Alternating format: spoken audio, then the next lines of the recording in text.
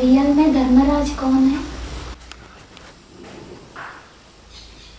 जैसे देवियां होती हैं और देवियों की अनेक भुजाएं दिखाते हैं, ब्रह्मा है और ब्रह्मा की 1000 भुजाएं दिखाते हैं ना।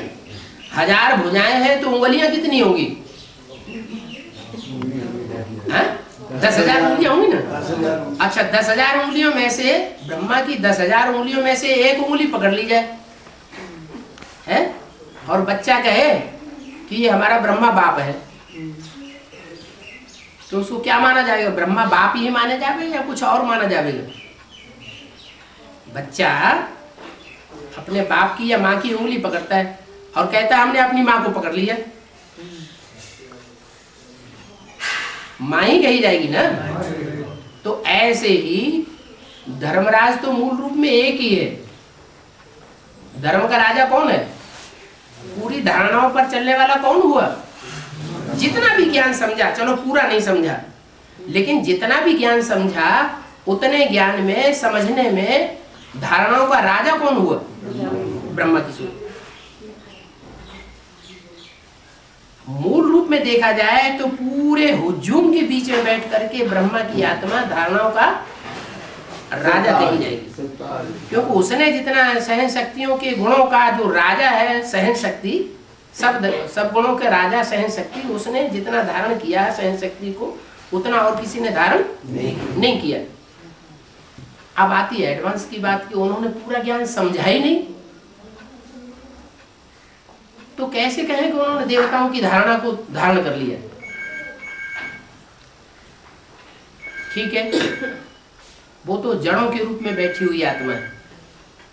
उन जड़ों में भी कोई बीज होंगे ना जिनसे वो जड़ें निकली हैं।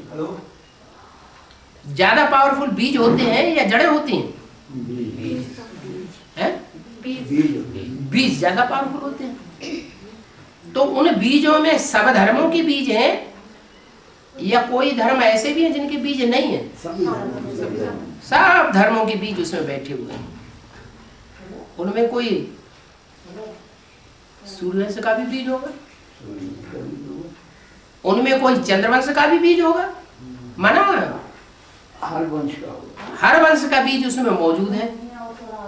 108 की जो माला, रुद्रमाला दिखाई जाती है, जो बीज रूपी माला है, उसमें हर धर्म के बीज मौजूद है।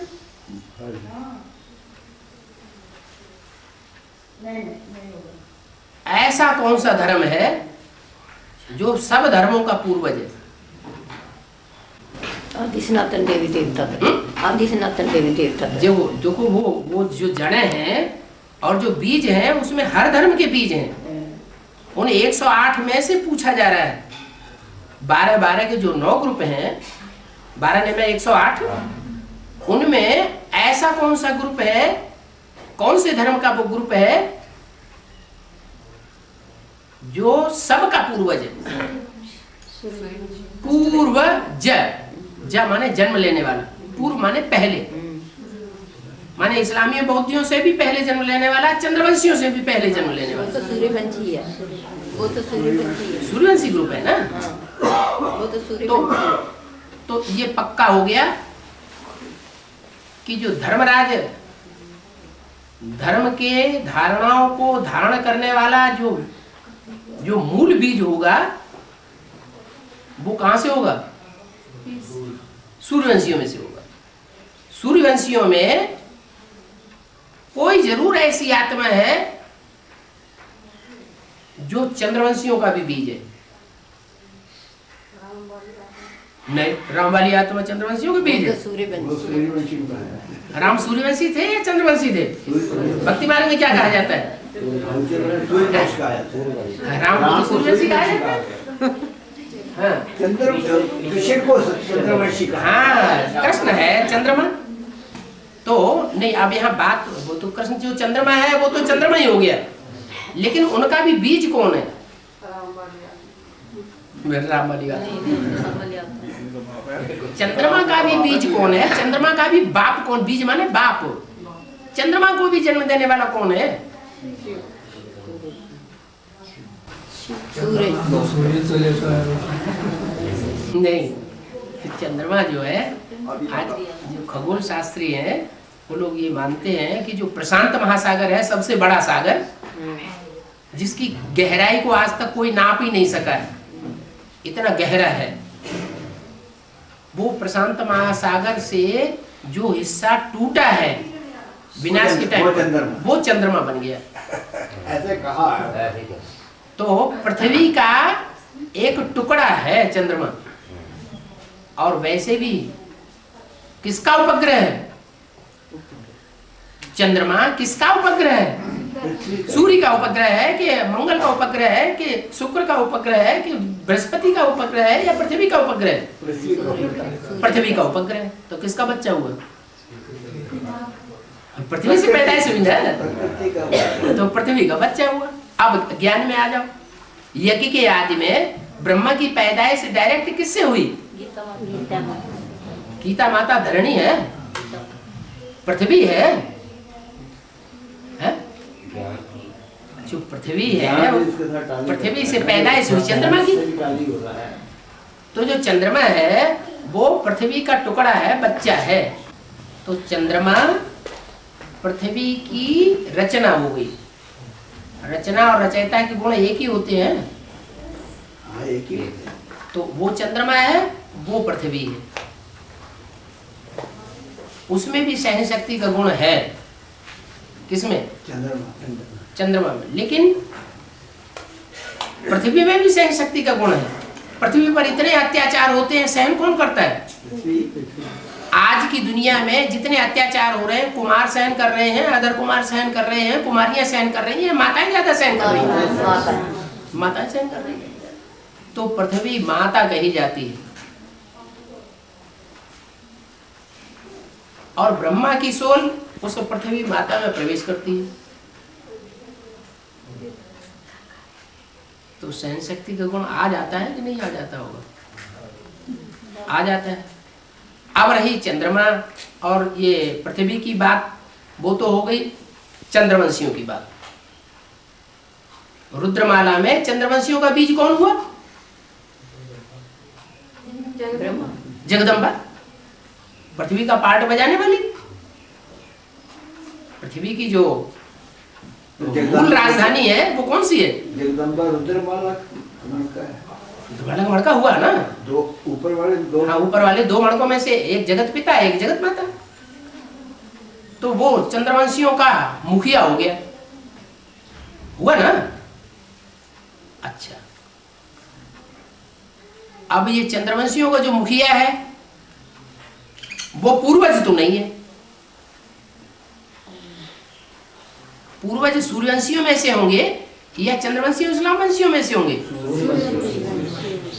पूर्वज तो सूर्यवंशियों में से होंगे। तो सूर्यवंशियों का जो ग्रुप है वो 12 में से जो 8 हैं वो है पूर्वज। उन्हीं को तो पूर्वज बताया। जो 8 पूर्वज हैं उनमें एक सूर्यवंश का बीज है, एक चंद्रवंश का बीज है। 8 में है या नहीं? तो जो चंद्रवंशियों का बीज है वो तो शिव की नगरी हो गई, शंकर की नगरी, शिव की नगरी, शंकर की नगरी कहो। वो कौन सी नगरी हुई? काशी नगरी। ये हुआ ना? इस हिसाब से अब उस नगरी में जो क्या नाम, न्याय करने का जो कार्य है, जिसे काजी कहते हैं, क्या चीफ जस्टिस कहते हैं, हाँ, वो कौन होगा? कोई मणका ऐसा होगा जो चीफ जस्टिस के रूप में काम करता है। नहीं, बाप तो प्रेसिडेंट है। बाप को अव्यक्तवाणी और मुरलियों में प्रेसिडेंट बोला है। बाप क्या है? बाप तो प्रेसिडेंट है। धर्मराज के रूप में चीफ जस्टिस का पार्ट बजाने वाला फिर कौन है? ब्रह्मा कोमल हृदय वाला है, या कि कठोर कठोर दिल वाला है? प्रजापति ब्रह्मा के भी पीछे और एक बता दिया, जगदम्बा, वो उसकी भी मूल है। और जगदम्बा के भी पीछे एक और बता दिया, पूर्वज कौन है? नहीं, जगदम्बा माने चंद्रवंशियों का बीज, काशी नगरी चंद्रवंशियों का जो बीज है, 8 है ना, 8 में सूर्यवंश का बीज तो बाप है, चंद्रवंशियों का बीज भी कोई होगा ना, काशी नगरी। उस काशी नगरी में भी धर्मराज के रूप में कारोबार चलाने वाला चीफ जस्टिस भी कोई होगा या नहीं होगा? और वो सबसे ज्यादा पावरफुल होना चाहिए कि नहीं होना चाहिए? विश्वनाथ ही हुआ फिर। नहीं, वो तो प्रेसिडेंट हो गया, वो तो अलग। वही कौन है फिर? कठोर दिल वाला होना चाहिए या कोमल दिल वाला होना चाहिए? हैं? कठोर दिल वाला होना चाहिए। तो जितने भी धर्म है उन सब धर्मों में सबसे ज्यादा कठोर कौन सा है? शंकर वाला नहीं, वो तो प्यार का सागर का पार्ट बजाता है। कठोर तो सिख धर्म ही है। नहीं, सिख धर्म अगर कठोर होता तो कलयुग के अंत में जाके प्रत्यक्ष नहीं होता। इस्लाम। हाँ, इस्लाम धर्म, इस्लाम धर्म की आत्माएं जितनी कठोर हैं, वो अपनी बात में जो अड़ जाती हैं, किसी की बात नहीं मानती। उनके जो कायदे कानून है, उन कायदे कानून में अटल होकर रहती। तो ऐसे ही उन पूर्वजों में से कोई इस्लाम धर्म का भी बीज है। हाँ, वो कायदे कानून पे इतना पक्का होगा, जो बात कायदे कानून की वो ही चलेगी, दूसरी बात नहीं चलेगी। तो 8 में से वो निकला जाके धर्मराज का असली रूप। सबसे फिर ऊपर से इसलिए दक्षिण भारत में जो अष्ट देवों के चित्र देखने में आते हैं, जो मूर्तियां मंदिरों में बनी हुई हैं, उनमें दक्षिण की साइड में क्या नक्शे में ऊपर होता है उत्तर और नीचे होता है दक्षिण। दक्षिण की साइड में धर्मराज का रूप दिखाया है। वो धर्मराज जो है वो धर्म का राजा है। तो वो सबसे पावरफुल आत्मा भी नहीं। सबसे पावरफुल नहीं है, उससे ऊपर तो ईशान कोण में ईश्वर बैठा हुआ है, वो नीचे बैठा हुआ है, और उससे ऊपर तो और भी बैठे हुए हैं। बाकी ये काम मिला हुआ है उनको, चीफ जस्टिस तो है। हाँ, जैसे किसी को काम मिल जाता है ना, ये काम करो, ये काम करो, ये काम करो, तो उनको ये काम मिला हुआ है कि जो लिखा हुआ है उस पर तुम पक्के होके तुमको चलना है। कोई कितना भी विरोध करे, किसी के विरोध को परवाह नहीं करना।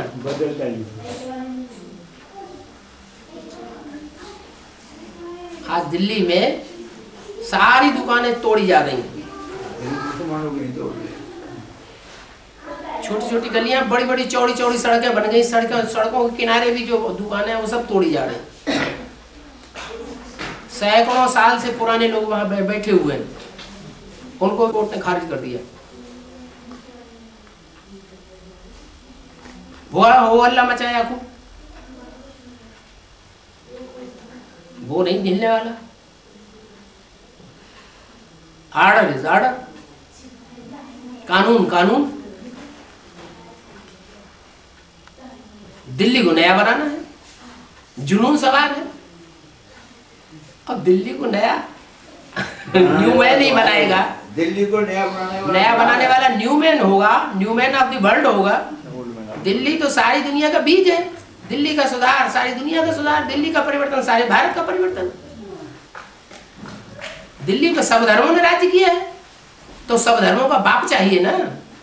दिल्ली को नया बनाने वाला, वो दिल्ली को नया बनाना चाहते हैं।